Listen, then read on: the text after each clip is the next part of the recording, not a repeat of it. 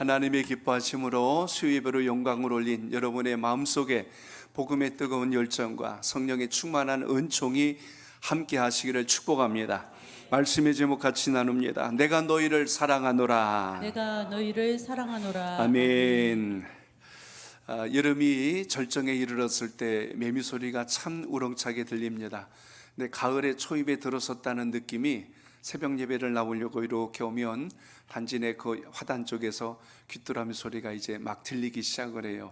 그래서 이렇게 또 계절의 변화를 또 이렇게 소리를 통해서 우리가 또 한번 인지하게 됩니다. 물론 온도와 공기의 차이를 우리가 느끼면서 서서히 가을의 향기가 나는구나 하고 느낄 수도 있습니다. 오늘 이 시간 예배를 통해서 우리는 주님의 향기를 느끼고 하나님의 온기를 체험하여 하나님의 역사 안에 속한 자로 거듭나는 역사가 있기를 축복합니다. 그동안 우리가 쭉 계속하여 구약의 많은 선지서를 살펴봤습니다. 또 스가랴서까지 지난주 다 말씀을 마치고 이제 구약의 마지막 장인 이제 말라기서를 통해서 하나님이 우리에게 진정 원하시는 것이 무엇인가, 이걸 또 한번 잘 깨달아서 여러분의 신앙이 아름답게 세워지는 복된 은혜가 있기를 축복합니다. 미국 캘리포니아 주에 사는 어느 한 주부가 이색 광고를 신문에 냈어요. 그 광고의 내용은 남편을 판매한다는 겁니다. 우리 남편을 팔겠습니다 하고 그것을 낸 거예요. 주말이 되면 남편은 아내보다는 사냥이나 골프를 즐겼기 때문에 항상 마음에 불만이 가득했던 이 아내가 더 이상 이 남편하고는 살 수가 없겠다 하여서 신문에 광고를 낸 겁니다. 광고 문구가 이렇게 나온 거예요. 남편을 저렴한 가격으로 양도합니다. 사냥 도구와 골프채 및 개 한 마리는 덤으로 드리겠습니다 하고 이렇게 광고를 냈어요. 광고를 내니까 거기 연락처로 여러 사람들이 연락이 옵니다. 한 60여 통이 연락이 왔대요. 그 중에 어떤 한 사람은 이렇게 통화를 했습니다. 남편을 구입하겠다는 사람은 한 사람도 없는데 이렇게 이야기하는 거예요. 남편이 살아있다는 것을 다행으로 생각하세요. 당신은 누구신데요? 그랬더니 나는 남편이 없는 사람입니다 하고 이야기하면서 그나마 있으니 다행인 줄 아십시오 하고 그러고 끊더라는 거예요. 또 어떤 사람에게 전화가 왔습니다. 근데 이 사람은 이제 이렇게 이야기하는 거예요. 남편과 헤어진 뒤에 아이들의 양육 문제가 얼마나 힘든지 아세요? 하고 또 이렇게 이야기를 하는 거예요. 당신 누구십니까? 그랬더니 나 이혼한 사람입니다 하고 또 이렇게 이야기하는 거예요. 근데 또 이제 어떤 사람은 이렇게까지 이야기해요. 저기 남편 말고 개만 주면 안 됩니까? 하고 또 이렇게 말하는 사람도 있었다는 거예요. 근데 이런 대화 내용들이 쭉 보니까 한 가지 공통점이 있는 거예요. 그냥 옆에 있는 것이 그냥 감사한 줄 아세요 하고 지금 그런 뉘앙스의 통화들이 계속 지속됐다는 이야기입니다. 제가 왜 서두에 이런 말씀을 드리냐면 말라기가 지금 그런 이야기예요. 그동안 우리가 학계에서 스가랴서를 살펴봤는데 잠깐 뼈대만 좀 이야기해 봅니다. 그들이 바벨론 땅에 70년간 포로 생활을 했잖아요. 고국에 돌아왔어요. 제일 먼저 뭐 했습니까? 무너졌던 예루살렘 성전을 다시 수축하고 건설하는 일을 합니다. 그리고 자신들의 이제 일상의 안정 가운데 돌아온 거예요. 그러면 하나님의 백성들이 뭔가 이전보다는 훨씬 더 획기적으로 놀라운 일이 생길 것을 기대했는데 시간이 흘러도 달라진 거는 없고 그냥 선전공사만 하느라고 수고하고 애만 쓴 겁니다. 그러니까 어떤 마음이 들 것 같아요? 마음에 지침이 오는 겁니다. 연애할 때하고 결혼하고 살 때하고 다르잖아요. 연애할 때는 매일 그냥 꿀송이만 빨고 살 것 같은데 살다 보니까 치열해야 되는 일들이 한두 가지가 아니잖아요. 매일같이 그런 어떤 것을 하나하나 해결해야 될 일들이 많은 것처럼 하나님의 백성들이 꿈을 꾸고 온 거예요. 고국에 돌아와서 이제는 그냥 기쁜 일, 감사한 일, 좋은 일만 시온의 대로가 열릴 줄 알았는데 예루살렘 성전을 수축하고 다시 예배를 드리고 모든 걸 하는데 달라지는 게 없이 옛날과 똑같아지는 걸 보는 겁니다. 우리 흔히 권태기라는 게 있잖아요. 살다 보니까 이제 실증이 나기 시작하고 무덤덤해지기 시작하는데 이스라엘 백성들에게 지금 그 현상이 일어난 겁니다. 그래서 뭘 잊었을까요? 하나님이 이들을 다시 약속의 땅으로 돌려보내 주신 것에 대한 감사가 사라지기 시작한 겁니다. 그래서 말라기서의 시작은 하나님의 경고로 시작이 되고 있는데 그들에게 베푸르신 하나님의 은혜를 이들이 망각하고 있는 단계에 이르렀을 때 말라기 선지자가 하나님의 뜻을 전달하는 내용이 오늘 이 말라기서의 서막입니다. 자, 그렇다면 오늘 이스라엘 백성들이 성전을 재건한 후에 그들의 마음속에 나태함이 온 거예요. 무력감이 찾아온 겁니다. 그동안 열심히 봉사하고 뭔가 하면은 결과가 좋아질 줄 알았는데 달라진 거는 없고 그대로인 것 때문에 이들이 지친 거예요. 근데 오늘 말씀해 보니까 하나님께서 그러시는 거예요. 내가 너희를 사랑하노라 하고 하나님께서 말씀하시는 거예요. 옛날에 들었다면 눈물을 펑펑 쏟고 하나님 저를 이렇게 사랑해 주셨어요 하고 막 감격했을 텐데, 내가 너를 사랑하노라 그랬더니 이스라엘 백성들이 한다는 말이 뭔지 아십니까? 정말이에요? 그거 진짜예요? 하고 지금 이렇게 묻는 게 오늘 말씀의 이야기입니다. 결혼하기 전에 연애할 때는 난 당신밖에 없어, 그럼 막 심장이 벌렁거리고 나의 태양, 난 당신밖에 없어 막 이랬던 마음이 이제 막 살다 보니까 당신 내가 사랑해. 근데 아이고 주책맞게 별수를 다 하네 하고 막 이제 이렇게 이야기하는 거예요. 오늘 지금 주님 말씀해 보니까 이스라엘 백성들에게 뭐가 지금 사라지고 있냐면, 하나님이 그렇게 사랑해 주셨는데 사랑의 마음이 그들에게서 서서히 없어져 가고 있는 그 상황을 지금 보고 있는 겁니다. 자, 여러분 2절을 읽어볼까요? 2절 시작.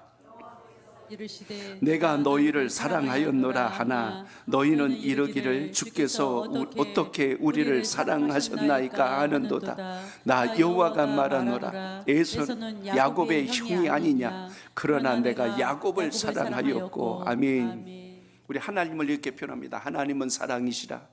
요한 1서에 보니까 하나님은 사랑이시라 그랬어요. 그러니까 하나님을 다르게 표현한다 그러면 사랑이라고 우린 말할 수가 있습니다. 그래서 하나님께서 택한 백성들에게 내가 너희를 끝까지 사랑하노라 그랬더니 이스라엘 백성들이 한다는 말이, 주님께서 우리를 어떻게 사랑했는데요?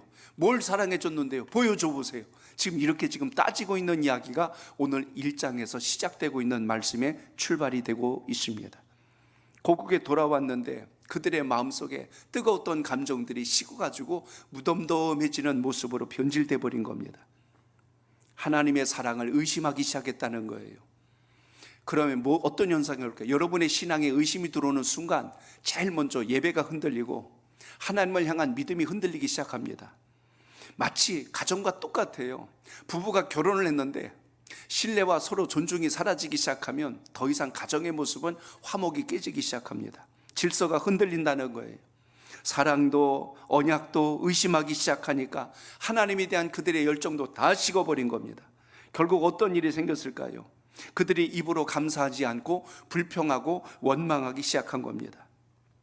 그들의 마음속에 불평이 있다 보니까 눈에 띄는 것마다 그들은 불평을 이야기하는 거예요. 그냥 쉬운 예를 들어볼게요. 불평이 많은 사람은 예배당에 탁 들어와가지고 예배당이 왜 이렇게 밝은 거야, 졸지도 못하고 막 이렇게 이야기해요. 불평이 많으면 입에서 나오는 말마다 원망 섞인 이야기들만 해요. 근데 은혜가 충만하고 감사가 충만한 사람들은 주의 전하니까 이렇게 밝은 곳에서 예배드려서 너무 좋아 하고 이렇게 모든 걸 감사로 보는 시야로 바뀌어진다는 겁니다. 이스라엘 백성들이 지금 하나님에 대한 은혜가 이루어지고 사랑이 식어지니까 그들의 입술에서 불평이 나오는 거예요. 하나님이 사랑한다는 말을 들어도 그들의 생각은 어떻게 사랑했는데요? 지금 이렇게 이야기하고 있는 그들의 마음 자세부터가 이미 하나님의 뜻에서 너무 멀리 떨어져 있는 것을 우리가 보게 됩니다. 오늘 이런 상황까지 오게 되자 어떤 현상이 났겠어요? 하나님 앞을 향했던 그들의 마음이 흔들리기 시작하고 무너지기 시작했던 것을 보게 됩니다. 사실 출애굽 당시를 생각해 보세요. 애굽에서 400년이 넘도록 종살이 하던 그들이 처음 나올 때는 그냥 노래를 부르고 춤을 추며 나왔어요. 근데 홍해 앞에 다다를 즈음에 대해서 그들이 앞으로도 가지 못하고 뒤에서는 바로의 군대가 추격해 오자 즉시 그들의 입에서 나온 말이 뭡니까? 애굽이 좋았는데 그때 가만히 있었으면 우리가 이렇게 죽임을 당하지 않을 텐데 하며 그들이 원망하기 시작하는 것을 보게 됩니다. 그동안 여기까지 오는 동안도 하나님은 구름기둥과 불기둥으로 그들을 안전하게 이끄시고 있는 하나님의 섭리가 이제는 다 그들에게 있어서는 은혜가 안 되고 망각해버린 것으로 보게 됩니다. 결국 그들은 어떤 생각을 가져요? 애굽이 좋았는데. 자, 사람이 감사가 사라질 때가 언제냐면 비교하기 시작할 때입니다. 내가 자꾸 하나님 주셨던 거하고 오늘 내 환경하고 비교해 보니까 하나님 주신 게 약해 보이는 거예요. 그러니까 마음속에서 뭐가 생겨요? 불평이 생기고 불망이 생기고 원망이 자꾸 일어나는 이런 현상이 일어납니다. 이쯤 되면 하나님께서 사랑한다는 말이 귀에 안 들리는 거예요. 그래서 오늘 여러분 이 말라기서는 하나님께서 이스라엘 백성들의 마음을 아시고 오늘 경고하는 메시지로 오늘 1장이 시작하는 것을 보게 됩니다. 1절에 보니까 여호와께서 말라기에게 이스라엘에게 말씀하신 경고라라고 돼 있어요. 여기 경고란 말이 나옵니다. 경고란 말의 원뜻을 보면 무거운 짐 그리고 부담감 이런 뜻을 가지고 있어요. 하나님께서 이스라엘 백성들의 모습을 보고 마음의 부담감을 가지셨어요. 마음의 안타까운 마음을 가지신 거예요. 여러분이 그렇게 살아가는 사람이 주님 앞에 돌아보지 않으니까 여러분 마음이 답답한 거예요. 아주 공고한 거예요. 어떻게 저 주님 앞에 오지 않을까 하는 애통하는 마음이 막 생기는 겁니다. 이걸 우리가 부담감이란 말 하지 않습니까? 다른 사람 눈에는 안 들어오는데 내 눈에 보인다. 그걸 우리가 부담이라고 이야기해요. 근데 믿음 안에서는 불편한 부담이 아니라 거룩한 부담이 여러분에게 있길 바랍니다. 여러분이 그렇게 사랑한다는 사람이 하나님 앞에 돌아오지 않는데 내 마음이 아무렇지도 않다? 그 부담감 없는 거예요. 바꿔 이야기하면 그 영혼을 살려야 될 사명감이 없는 겁니다. 사명감 있는 사람은 그걸 보면 견디지를 못하는 거예요. 내가 잘하는 일이 있는데 그걸 아무도 몰라요. 근데 내 눈에만 보여. 그럼 그게 어떻게 해요? 자꾸 신경이 쓰이는 거야. 저걸 어떻게든 해결해야 되는데 하는 마음이 자꾸 들어오는 겁니다. 교회 예배당 안에 휴지가 딱 떨어졌어요. 근데 아무도 눈에 안 보여요. 그냥 가요. 근데 누군가에겐 그게 계속 눈에 저거 되게 걸리는 거예요. 지저분해 보이고 청결하지 않아 보이고 그게 계속 신경 쓰니까 어떻게 해요? 나중에 가서 그걸 치우는 겁니다. 그걸 뭐라고 그래요? 일종의 책임감, 일종의 거룩한 부담감. 우리가 신앙하면서 바로 그겁니다. 하나님의 백성들이 하나님이 사랑한다 그랬는데 사랑을 몰라주는 거예요. 하나님 마음에 지금 부담이 생겼어요. 그래서 오늘 하나님이 어떻게 하세요? 경고를 하시는 겁니다. 너희들이 나의 사랑을 모른다고? 내가 너희를 어떻게 사랑하는지 너희가 모른다고? 내가 그 사랑이 뭔지 이제 선포하리라. 이서 이제 말라기가 시작이 되는 겁니다. 알지 못하고 깨닫는 자들에게 하나님의 마음과 하나님의 뜻을 선포한 것. 그래서 하나님의 백성들로 하여금 회개하고 돌이켜서 하나님의 진노를 피할 수 있도록 안내해 주는 말씀. 그게 오늘 말라기서의 전체적인 구성을 이루고 있습니다. 운전을 할 때 보면 여기저기 경고판이 있어요.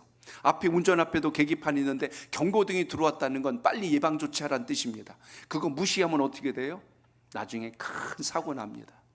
길거리에 있는 경고판 무시했다가는, 신호등을 무시했다가는 큰 사고가 나듯이 오늘 경고라는 것, 하나님이 오늘 여기서 경고했다는 건 이제 미리 사인을 주신 거예요. 내가 마지막 기회를 주는데 이 기회를 너희가 버린다면 다시는 너희에게 은혜가 없느니라. 오늘 지금 그것을 말씀한 내용이 오늘 본문 속에 등장합니다. 이 정도까지 온 이유가 뭘까요? 말라기란 이름의 원뜻은 나의 사자란 뜻입니다. 나의 사자란 말은 왕의 모든 권한을 위임받은 사람을 지칭해 줄 때 사자란 말을 쓰거든요. 근데 말라기가 지금 어떤 걸 받았냐면 하나님의 모든 권세와 그 명령권을 지금 받아서 지금 전달하는 자로 서 있는데 오늘 그걸 전하는 오늘 말라기의 마음은 하나님의 심정을 하나도 숨김없이 그대로 선포하고 있는 내용을 우리가 여기서 봅니다. 왜 이렇게 경고란 단어를 1절부터 강력하게 썼을까요? 당시 예루살렘의 제사장들마저도 신앙의 열정과 감동이 다 사라져 버렸어요. 예배는 드리는데 형식적으로 드리고 무성의한 제사를 드리는 그들의 모습에 대해서 하나님이 더 이상 두고 보실 수가 없는 겁니다. 실제적으로 하나님께 드리는 제물의 숫자는 정확했어요. 근데 어디서 문제가 생겼냐면 그 제물이 다 부정된 겁니다. 눈먼 짐승을 갖다가 가지고 오고 그리고 다리 저는 짐승을 가져오고 흠없고 점없는 온전한 것을 제물로 드려야 되는데 제사장들마저도 형식적으로 예배의 형태는 갖췄는데 내면과 마음은 전혀 하나님을 경외하는 마음이 없는 거예요. 이런 형식적인 제사, 죽은 제사를 하나님이 더 이상 두고 보실 수 없어서 오늘 말라기에게 그것을 경고한 것입니다. 오늘 여러분, 우리 신앙은 어떤가요? 수없는 예배를 드리면서 매 순간마다 이 예배가 내 일생의 마지막 드리는 예배다라는 강력한 그 은혜를 사모하며 드리는 예배인가? 오늘 잘못 드린 예배 다음에 잘 드리면 되지 하고 그런 마음의 자세를 가지고 드리고 있지는 않는가? 오늘 이스라엘 백성들을 책망하신 하나님의 그 깊은 마음을 잘 보시면 오늘 우리가 어떤 자세로 주님 앞에 서야 할 것인가를 다시 되돌아보게 합니다.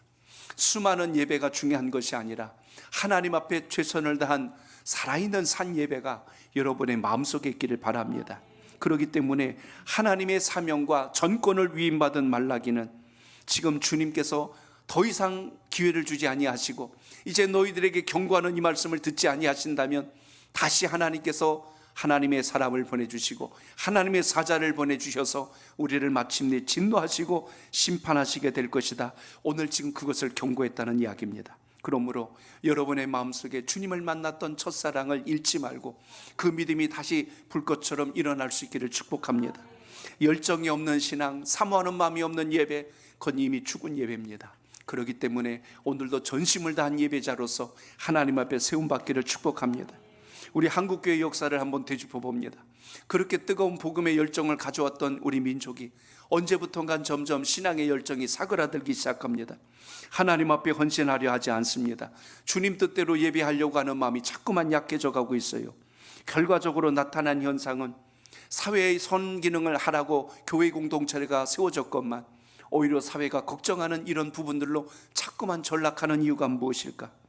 사회는 죄악으로 뒤덮여 있고 길거리에는 하나님을 찾는 자보다 하나님을 거부하려고 하는 사람이 점점 늘어가고 있고 또 우리 젊은 세대들은 하나님을 찾으려고 하는 신앙의 소망이 점점 마음을 닫고 있는 세대라면 과연 어디에서부터 문제가 시작되었을까요? 하나님이 잘못되신 걸까? 교회가 잘못된 것일까? 오늘 우리는 다시 한 번 더 이 말라기를 통해서 우리 각자의 신앙과 믿음을 회복할 수 있는 영적 은혜가 있기를 축복합니다. 믿지 않는 누군가가 여러분에게 이렇게 말한다고 생각해 보세요. 교회 가는 것 외에 당신들이 믿지 않는 사람들과 다른 게 도대체 뭡니까? 주일날 성경책 들고 예배당 가는 거 빼고 당신이 믿지 않는 사람들하고 다른 게 뭡니까? 여러분 뭐라고 말씀하시겠어요? 이것에 대해서 할 말이 안 떠오르면 이거 좀 심각한 겁니다. 우리는 단순히 주일날 예배당만 왔다 갔다 하는 사람이 아니라 예수님을 믿기 때문에 이 세상과 사회에서 우리가 어떤 변화의 역할을 주도하고 있는가 분명한 신앙의 인지를 갖고 하나님의 역사를 이루는 은혜가 있기를 바랍니다. 그래서 오늘 말라기서가 일관되게 외치고 있는 게 있습니다. 하나님을 향한 거룩한 열정을 회복하라. 하나님을 향한 거룩한 열정을 회복하라. 이 시대가 점점 잠자고 무뎌지고 무감각하고 하나님 앞에 온전하지 못하는데도 죄책감을 느끼지 못하고 회개할 줄 모르고 깨달을 줄 모르고 돌이킬 줄 모르고 살아가는 그 모습이 말라기서에 등장했던 이스라엘 백성들과 조금 더 다를 바가 없다면 오늘 하나님의 심판 앞에서 피할 자가 없다는 것입니다. 오늘 그러기 때문에 하나님의 사자가 전권을 가지고 이제 이 메시아 예수 그리스도께서 다시 오실 그때는 심판의 권세를 가지고 오실 텐데 그때는 더 이상 하나님께서 자비의 손길이 아니라 심판의 칼날이 선다는 것을 생각한다면 오늘 우리가 몇 가지 중요한 영적 다짐을 오늘 본문을 통해서 살펴봐야 할 것입니다. 저를 따라합니다. 말씀에 대한 거룩한 부담감이 있어야 합니다. 거룩한 부담감이 있어야 합니다. 아멘. 교회 나올 때 여러분 거룩한 부담이 있기를 바랍니다. 어떤 분들은 그래요. 밖에서도 힘들게 살았는데 교회까지 와서 왜 힘들게 일하고 뭐 해야 돼요? 하고 불편해한다면 우리는 이것을 단순한 노동의 가치로 볼 것이 아니라 우리가 왜 주님 앞에 거룩한 부름을 받았는가를 기억하셔서 여러분에게 맡겨진 직무를 성실하게 잘 감당하는 하나님의 사람이 되시길 축복합니다. 우리에게는 다른 사람들에게 없는 복음이 있습니다. 하나님 나라의 놀라운 비밀을 안 자입니다. 그렇기 때문에 이것을 가지고 마음속에 묻어두는 것이 아니라 전파하고 나누고 드러냄으로 인하여서 하나님이 우리에게 맡겨주신 사명이 우리에게는 영적인 거룩한 부담감이 되어서 주의 영광을 이룰 수 있는 역사로 이어져 갈 수 있기를 축복합니다. 열왕기 하서에 보시면 사마리아 성이 완전히 적군에 의해서 에워싸임 당했을 때 그때 하나님께서 놀라운 역사를 허락하십니다. 갑자기 그들의 적군들이 모두 사라져버리고 그때 성 밖에 있던 거지들이 여기서 있으니 차라리 적군에 가서 먹을 것을 구해보자 하고 적의 성읍에 들어갔더니 거기에 적군들은 다 도망가 버리고 먹을 것이 남아있는 것을 알게 됐어요.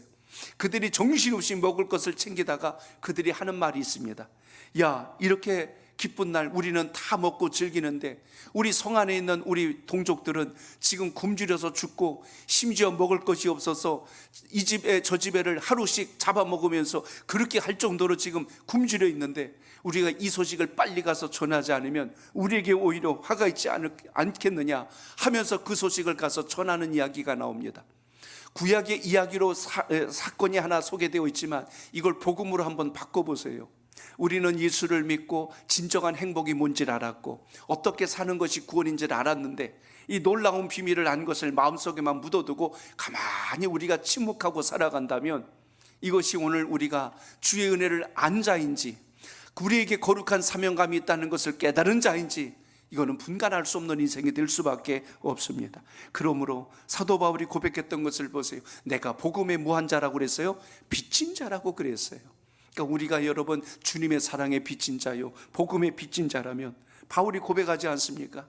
이 복음을 전하지 않으면 나에게 화가 있을 것이다. 이렇게 할 정도로 끝까지 복음을 전한 것처럼 우리에게도 주의 사명을 이룰 수 있는 믿음의 영적 결단이 날마다 살아있기를 축복합니다. 그러므로 주의 전에 오셨을 때는 하나님의 사명에 대한 도전을 받는 게 지극히 옳습니다. 그게 맞다는 이야기예요.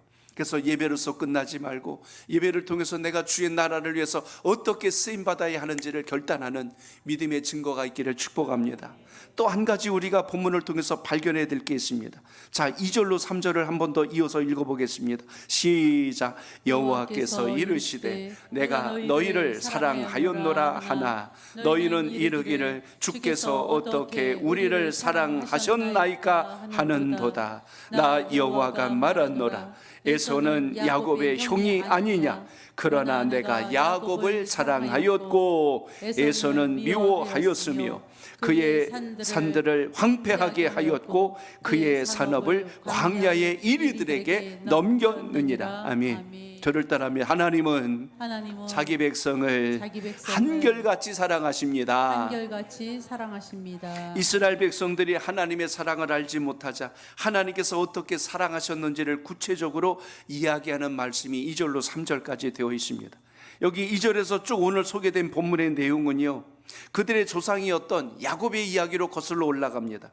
그리고 에서의 이야기를 해요. 오늘 에돔이라고 빗대어 놨는데요, 에서의 후손들이 이제 에돔 족속을 이루고 형성하게 되는데, 놀라운 것은 하나님께서 순서대로 한다면 에서를 먼저 사랑하고 에서에게 복을 주시고 에서를 하나님의 나라를 위해서 선택하는 것이 순서적으로 질서적으로 옳았을 겁니다. 그런데 하나님이 어떻게 하셨대요? 에서 너희의 형 야곱의 형이었던 그가 에서를 내가 사랑치 아니하고 너희를 사랑하였다라고 하는 것, 하나님이 누굴 택하셨대요? 야곱을 택하셨다는 건 지금 이스라엘 백성들 너희를 내가 택하였느니라 지금 이렇게 말씀한 겁니다. 여기서 중요한 것은 야곱의 후손들이 에서의 후손들보다 탁월하거나 잘났기 때문이 결코 아니에요. 하나님의 일방적인 은혜요 선택이었다는 것을 우리가 여기서 잘 살필 수 있어야 합니다. 이거 놓치게 되면 야곱과 같은 인생은요 교만해집니다. 우리는 저 에서 족속들과 달라, 하나님이 얼마나 살아간 줄 알아, 우리가 얼마나 멋진 인생인 줄 알아, 이러면서 교만하고 방자해집니다. 오늘 하나님께서 하신 말씀을 잘 살피셔야 합니다. 에서는 야곱의 형이 아니냐, 그런데 내가 야곱을 사랑하고 에서를 미워했다는 것은 에서가 너희들보다 못나서가 아니라 내가 너희를 더 특심 있게 사랑의 마음을 쏟아 부었느니라 라는 것을 오늘 강조하기 위하여 이 말씀을 기록한 것을 봅니다. 그러므로 너희가 언제 사랑하냐고 그 입 놀리지 마라. 내가 너희를 이렇게 사랑한 것이다. 지금 그걸 이야기하고 있습니다. 심지어 에서는 미워하였으며 그의 산들을 어떻게 해요? 황폐하게 만들어버리고 그들의 산업을, 그들이 쌓아놓은 모든 재물과 그들의 모든 쌓아놓은 축적된 것들을 광야의 이리들에게, 이방 족속들에게 다 빼앗겨서 진멸당하도록 내가 버려둘 것이니라. 이것은 여러분 하나님의 특별한 선택과 사랑 속에 거하는 것이 얼마나 큰 복인가를 깨달으라는 하나님의 간곡한 표현인 것을 기억하시고, 오늘도 이 땅의 수많은 사람들 가운데 우리가 그들보다 탁월하고 더 많은 것을 가졌거나 많은 어떤 재능과 능력이 있어서가 아니라 하나님의 은혜요, 하나님의 택하심이요, 하나님의 자비하심이란 걸 기억하시고 그 믿음 가운데 사는 은혜에 대한 감사의 고백이 날마다 살아있기를 축복합니다. 만약 하나님께서 오늘 이 야곱의 후예들을 사랑하지 아니하셨다면 이들은 열강 가운데 진멸당하여서 하나도 남김없이 티끌처럼 날아가 버렸을 겁니다. 그렇기 때문에 오늘 이스라엘 백성들이 하는 말이 얼마나 교만하고 방자한 말인가를 우리가 알아야 한다는 것입니다.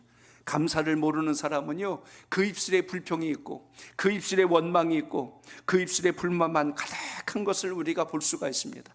그러니까 우리의 신앙도 똑같아요. 감사 신앙이 무너지는 그 순간 우리가 얼마나 방자하고 교만해질 수 있는가를 잘 되돌아봐서 오늘 믿음의 귀한 자리에서 세움받는 여러분의 신앙과 믿음이 되시길 축복합니다. 수많은 사람들 가운데 여러분을 택하시고 수많은 인생들 가운데 우리에게 사명을 맡겨주신 것, 사람이 없어서가 아니라, 일꾼이 없어서가 아니라 복줄 자를 찾으시고 은혜 베풀 자를 찾으시면서 부르시는 하나님의 놀라운 이 역사를 기억하고 더욱더 충성된 하나님의 사람으로 거듭날 수 있기를 축복합니다. 가치를 알면 우리가 함부로 하지 않잖아요. 똑같은 건데도 이게 고대 유물로 내려온 것이다 그러면 얼마나 애지중지하겠어요. 근데 가치를 모르면 그냥 뭐 쓸모없는 것인 줄 알고 내다버릴 겁니다. 우리의 신앙도 직분도 마찬가지예요. 하나님이 여러분에게 직분을 맡겨주시고 사명을 주셨는데 내가 그걸 귀하게 여기질 않아요. 하나님께서 예배자로 부르셨는데 내가 예배를 우습게 여겨요. 그런 자에게 하나님이 어떻게 하늘의 복을 부으시고 축복의 통로를 열어주시겠어요? 여러분이 예배를 귀한 줄 알고 여러분에게 맡겨준 사명이 귀한 줄 알고 하나님 앞에 부름받은 것에 대해서 감격할 때 그 가치를 아는 자에게 부어주시는 하나님의 놀라운 축복이 오늘 여러분 삶 속에 날마다 살아있기를 축복합니다. 그래서 하나님은 이걸 깨닫도록 하시려고 때로는 고난도 주세요. 시련도 주시는 겁니다. 매일같이 우리가 숨을 쉬니까 공기가 당연한 것 같고 매일같이 햇볕을 쬐니까 햇볕이 당연한 것 같고 어디서나 물이 그냥 쉽게 마시니까 물이 당연한 것 같아요. 그런데 수질이 오염되고 공기가 오염되고 보니까 비로소 이게 얼마나 귀한지를 이제 뒤늦게 안 겁니다. 지구온난화 때문에 지금 우리나라도 마치 무슨 꼭 동남아 같아요. 하루는 비가 잔뜩 내렸다가 하루는 또 떼약볕이 쨍쨍 내리쬐다가 어쩌면 우리나라 날씨가 이렇게 바뀌었을까? 생전 여러분, 인천은 웬만해서는 물 안 잠기는 동네인데 오늘 뉴스 보니까 지금 동인천도 완전히 잠기고 계양구는 완전히 그냥 뭐 무릎까지 물이 차버리고, 아니 인천이 이런 적이 없었는데 지금 난리가 나버렸어. 지금 우리가 사는 이 세상들이 지금 자꾸 이렇게 지금 변하고 있습니다. 오늘 우리의 모든 삶 속에서 때로는 고난이 오고 시련이 올 때 그때 우리가 뭘 깨달아요? 우리에게 평안함을 주신 하나님의 은혜가 얼마나 귀한지를 압니다.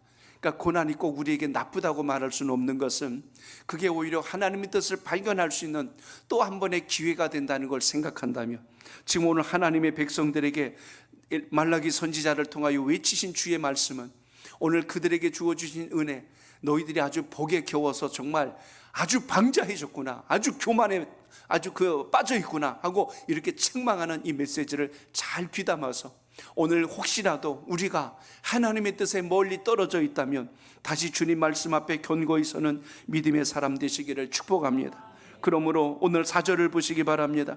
하나님이 어느 정도 하나님의 백성들을 사랑하고 에서의 후예들을 진멸하셨는지 보세요. 4절입니다. 시작. 에돔은 말하기를 우리가 무너뜨림을 당하였으나 황폐한 곳을 다시 쌓으리라 하거니와 나 여호와 만군의 여호와는 이르노라. 그들은 쌓을지라도 나는 헐리라. 사람들이 그들을 일컬어 악한 지역이라 할 것이며 여호와의 영원한 진노를 받은 백성이라 할 것이며. 아멘. 저를 따라합니다. 악인의 마지막은 실패와 허무로 끝이 납니다. 실패와 허무로 끝이 납니다. 에돔이 뭐라고 그랬어요? 하나님이 우리를 택하지 않아도 좋다. 우리가 다시 한번 일어나 보자. 이 에돔 족속들이 그래서 자기들 힘으로 다시 황폐한 땅에서 다시 일어서 보려고 했어요. 그런데 하나님이 어떻게 하세요? 그들이 쌓을지라도 다시 헐어버리시겠대요. 아무리 사람의 힘과 재주를 가지고 성을 쌓고 자기 이름을 내고 싶고 자기의 권세를 드러내려고 해도 하나님이 그걸 허용치 않으시니까 도로 다 무너지고 사라져버리는 이 내용을 우리가 보게 됩니다. 여기서 여러분 중요한 사실을 보셔야 돼요. 이 이스라엘 백성들이 잘나고 똑똑해서 택함 받은 것도 아니요, 또 그들이 힘이 있어서 강한 민족이 된 것도 아니라는 이야기입니다. 바벨론 땅에 70년간 포로 생활할 때 그들이 독립운동하거나 고레스 왕과 싸워서 돌아온 것도 아니잖아요. 하나님이 어떻게 했습니까? 왕의 마음을 바꿔주시고 그 백성들을 돌아오게 하셨잖아요. 여기서 여러분 중요한 걸 보셔야 돼요. 하나님의 백성들이 잘한 거 없어요. 그들은 오로지 주님의 은혜로 사랑을 입었고 은혜를 입었다고 말씀하는데, 그들은 여전히 생각하기를 자기들이 잘나고 자기들이 똑똑해서 그렇게 된 줄 알고, 하나님이 사랑한다고 하니까 뭘 사랑하셨는데요? 이딴 소리를 하고 있는 거예요. 그러니 오늘도 여러분, 우리가 이 귀한 예배를 드리면서 하나님의 은혜를 깨닫지 못하면 우리의 입술이 얼마나 부정과 원망을 말하고 우리의 행함이 얼마나 교만해질 수 있는가를 살펴서 믿음의 자리에 서시길 축복합니다. 하나님께서 뭐라고 그랬어요? 나 만군의 여호와가 이르노라. 그들은 쌓을지라도 나는 헐리라. 그들이 아무리 수고하고 땀 흘려서 쌓을지라도 단번에 헐어버리시겠대요. 그러나 여러분, 하나님의 백성들이 연약하고 부족하여서 성을 쌓으려도 힘이 없다 할지라도 하나님께서 그걸 쌓을 수 있도록 힘을 주시고 은혜를 주시고 길을 내주신다는 이 놀라운 섭리를 잘 깨달아서 믿음의 참된 복이 우리의 삶 속에 있기를 바랍니다.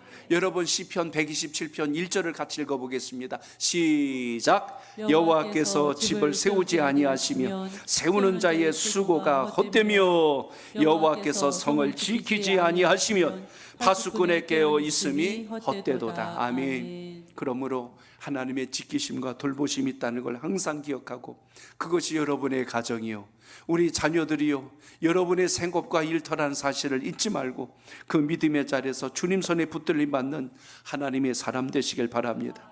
애국과 바빌론에 의해서 이스라엘이 구원을 얻은 것입니다.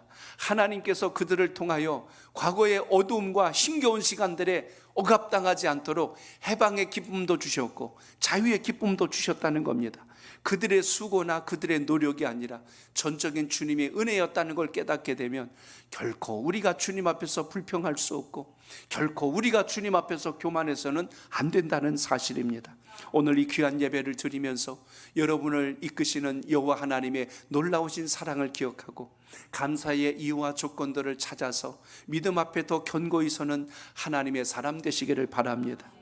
누가복음 12장에 보면 어리석은 부자의 비유가 나옵니다. 그 부자가 농사를 져갖고 소출이 넉넉해졌어요. 다른 해보다 더 많이 수확을 거둬서 풍년이 된 겁니다. 그랬더니 농부가 기껏 생각한다는 게 창고를 더 넓게 지자 해서 창고를 더 넓게 졌어요. 곡식을 그 안에다 다 집어넣고 야, 이제 됐다, 이제 편하게 쉬어도 되겠다 하고 그렇게 이야기를 하는 겁니다. 평생 이제 나는 평안히 살아도 되고 즐기며 살아도 되겠다. 그런데 그 말씀에 뭐라고 기록되어 있어요? 누가복음 12장 20절 보시기 바랍니다. 시작. 하나님이 이르시되 어리석은 자여 오늘 밤에 내 영혼을 찾으리니 그러면 내 준비한 것이 누구의 것이 되겠느냐 하셨으니. 아멘. 오늘 밤에 너 영혼을 찾으면 내가 그렇게 창고를 늘려서 쌓아둔 게 누구께 되겠느냐. 그렇기 때문에 이 땅에 있는 것을 자랑하지 말고 하나님께 붙들림 받은 것에 대한 귀함을 알고 그 가치를 따라서 사는 것이 복이 있다는 사실을 잊지 않길 바랍니다. 21절도 같이 읽어볼까요? 누가복음 12장 21절 시작. 자기를 위하여 재물을 쌓아두고 하나님께 대하여 부여하지 못한 자가 이와 같으니라. 아멘. 하나님에 대하여 부여하지 못한 자가 이와 같대요. 절대 주권자인 하나님의 뜻을 거슬러서 복받은 인생이 없습니다. 오늘 다시 한 번 더 우리가 주의 말씀을 잘 기억하고 이 세상을 살아갈 때 참된 승리와 성공은 주님 안에 있다는 사실을 잊지 말고 이제 앞으로 말라기서를 통하여서 하나님이 우리를 택정하시고 은혜를 부어주셨을 때 불평하고 원망하는 자가 되지 말고 감사하며 주의 뜻을 분별하고 믿음으로 승리하는 하나님의 사람 되시길 바랍니다. 어느 글을 보니까 이렇게 기록되어 있어요. 믿음의 기도는 모든 불가능을 비웃는다 그랬습니다. 한번 따라합니다. 믿음의 기도는 모든 불가능을 비웃는다. 모든 불가능을 비웃는다. 참 의미 있는 문장이라고 저는 생각합니다. 믿음으로 기도하면 불가능하다고 하는 모든 것들이 우리를 두렵게 하거나 우리를 삼킬 수 없다는 사실입니다. 오늘 그 믿음을 가지고 주님께 기도하여서 참된 승리와 영적 승리가 여러분 삶 속에 있기를 바랍니다. 이제 말씀의 결론을 맺고자 합니다. 오늘 말씀을 통하여 진정한 승리가 뭘까? 참된 성공을 뭘까? 성공은 무엇일까? 하나님이 복을 부으신다고 했는데 어떤 사람이 복을 입는 것일까? 그 첫째 원리는 오늘 말씀 속에 담겨 있어요. 하나님의 사랑을 아는 겁니다. 이스라엘 백성들이 뭐를 몰랐어요? 하나님의 사랑을 모르는 거예요.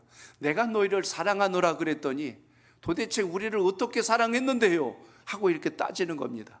이 말이 뭡니까? 우리는 하나님의 사랑이 뭔지 잘 모르겠어요. 이렇게 이야기하는 거예요. 그 사랑을 알면 이런 말 하겠어요? 못합니다. 그런데 지금 이스라엘 백성들은 하나님의 사랑을 모르는 거예요. 알면 이렇게 방자하게 말할 수 없고 행동할 수가 없다는 것입니다. 그렇기 때문에 하나님의 사람은 철저하게 하나님의 방법대로 하는 것이 복이라는 걸 잊지 말고 그 은혜 가운데 있기를 바랍니다. 에서의 후손이었던 에돔 족속들이 어떻게 해요? 우리가 성을 쌓자, 우리가 다시 회복해보자, 우리가 다시 일으켜보자. 아무리 사람 생각 갖고 해보려고 해보세요. 하나님이 막으시고 하나님이 걷어내시면 소용없는 겁니다. 그렇기 때문에 하나님이 하시면 될 일을 우리는 자꾸만 사람 생각을 가지고 계산하기 때문에 어려움이 많다는 것입니다. 심리학자인 이민규 박사가 쓴 책 중에 끌리는 사람은 1%가 다르다라는 책이 있습니다. 끌리는 사람은 1%가 다르다. 다른 사람보다 1%가 다르기 때문에 사람들이 그쪽으로 마음이 가는 겁니다. 우리의 신앙도 믿음도 마찬가지. 그 1% 때문에 하나님의 마음을 감동시킬 수도 있고 하나님의 진노와 경고를 받을 수도 있는데, 여러분의 신앙은 지금 어떻습니까? 그대로 정체되어 있는지, 아니면 거꾸로 퇴보하고 있는지, 아니면 하나님 앞에 한 걸음 더 다가서려고 몸부림을 치며 사모하고 있는지. 오늘 그렇기 때문에 한 번 더 우리를 긍휼히 여겨 주옵소서, 한 번 더 우리를 붙들어 주시옵소서. 이런 사모하는 간절한 마음을 가진 심령들을 통하여 아버지 하나님의 역사가 시작됨을 잊지 말고 그 믿음이 함께 하시길 바랍니다. 야곱이 야복강에서 천사의 다리를 부여잡고 내게 복을 내려주시지 않으면 절대로 놓지 않겠다는 간절함을 가졌을 때 마침내 응답을 거머쥐는 것처럼 오늘도 주님 안에서 하나님 우리 신앙의 1%가 달라지게 하옵소서. 더 하나님이 기뻐하는 곳으로 향할 수 있도록 믿음을 주옵소서. 이런 결단의 예배자가 되시길 바랍니다. 그러므로 참된 승리가 뭘까요? 하나님이 가장 크신 분임을 아는 것, 이게 여러분의 믿음 되시길 바랍니다. 세상이 큰 게 아니라 누가 커야 돼요? 하나님이 커야 되는 거예요. 오늘 5절을 끝으로 읽어볼까요? 5절입니다. 시작. 너희는 눈으로 보고 이르기를 여호와께서는 이스라엘 지역 밖에서도 크시다 하리라. 아멘. 여호와께서는 이스라엘 지역 밖에서도 크시대요. 이스라엘 백성들 안에서만 크신 분이 아니라 예수님을 믿는 여러분들에게만 큰 하나님이 아니라 이 믿지 않는 세상 속에서도 크신 분이 우리 하나님 되심을 여러분 기억하시기 바랍니다. 시편 40편 16절을 읽어보겠습니다. 시편 40편 16절 시작. 주를 찾는 자는 다 주 안에서 즐거워하고 기뻐하게 하시며 주의 구원을 사랑하는 자는 항상 말하기를 여호와는 위대하시다 하게 하소서. 아멘. 하나님은 참으로 위대하시도다, 하나님은 참으로 크시도다라고 외치게 해달라고 기도합니다. 여기서 중요한 원리를 여러분 찾으셔야 됩니다. 오늘 말씀처럼 너희는 눈으로 보고 이르기를. 눈을 열어서 봤는데 뭐가 큰 걸 알았어요? 하나님께서 하나님의 택한 백성들의 지경을 넘어서도 크신 분인 걸 안 거예요. 신앙이 바로 그겁니다. 하나님을 크게 볼 수 있는 여러분의 믿음의 시야가 열리길 축복합니다. 그래야 여러분의 문제가 작게 보여요. 이게 바뀌니까 내 문제가 커지고 하나님이 작게 보이는 겁니다. 그럼 주의 음성이 안 들리고 세상의 소리가 크게 들려요. 그러면 그 순간부터 우리 마음속에 두려움, 걱정, 염려로 짓눌려 버립니다. 근데 주의 음성이 크게 들리고 여호와께서 이스라엘 지경에서 그 지경 밖에서도 크게 보인다고 한 것처럼 하나님이 크게 보이는 순간 여러분 앞에 놓인 모든 걱정, 근심, 염려는 능히 이기고도 남을 만한 권세를 우리 하나님께서 부어주심을 잊지 않길 바랍니다. 택한 백성들이 약속의 땅에 바로 못 들어간 이유가 어디 있어요? 그들의 시야가 달라졌잖아요. 정탐꾼이 갔다 오고 나니까 뭐라고 그래요? 그들은 우리보다 강한 자들이다. 그들이 우리를 보면 우리는 메뚜기다. 근데 갈렙과 여호수아는 뭐라고 그래요? 아니다, 그들은 우리의 밥이다. 뭐가 다르죠? 시선이 달랐잖아요. 보는 대로 그들의 미래가 달라져 버렸어. 신앙은 바로 이겁니다. 하나님이 사랑하신 걸 깨달은 자는 하나님이 끝까지 붙들어 은혜를 부어주시겠지만 그 사랑을 모르는 자들에 대해서는 하나님이 오늘 경고하신 거예요. 너희들이 내게 돌아오지 않고 나를 구하지 않고 그 사랑을 깨닫지 못하면 너희들은 버린 자니라. 오늘 이것을 다시 한번 언급해 주신 것을 보게 됩니다. 여러분, 가장 위험한 것이 뭘까요? 축복을 많이 받았음에도 불구하고 교만해지는 겁니다. 은혜를 많이 받았는데 교만해지는 거예요. 이스라엘 백성들이 복을 너무 많이 받았어요. 애굽에서 나오기도 하시고 바벨론에서도 나오게 하시고 약속의 땅에서 살기도 하셨는데 이들의 마음에 하나님의 사랑을 깨닫지를 못하는 거예요. 그게 교만입니다.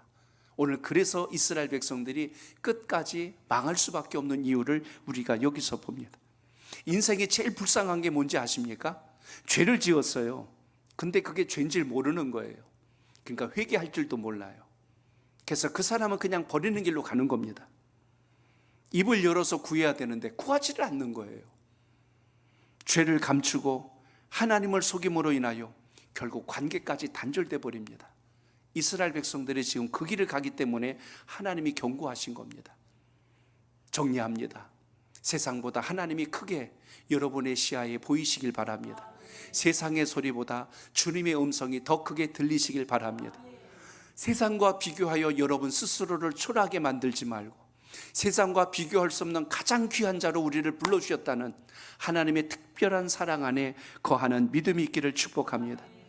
하나님을 여러분의 인생에 걸림돌로 여기지 마십시오. 하나님을 여러분의 인생에 짐스러운 것으로 생각하지 마십시오. 오늘 그 하나님 때문에 우리의 신앙과 우리의 인생이 얼마나 아름답고 놀랍도록 새롭게 일으키시는가를 깨닫고 경험할 수 있는 그 지혜가 오늘 이 예배를 통해서 우리 온 성도들 마음속에 살아있기를 주의 이름으로 축복합니다. 오늘 말라기 1장을 통해서 다시 한번 깊이 이 말씀을 헤아리면서 오늘 그 뜻이 여러분 속에 살아있기를 축복합니다.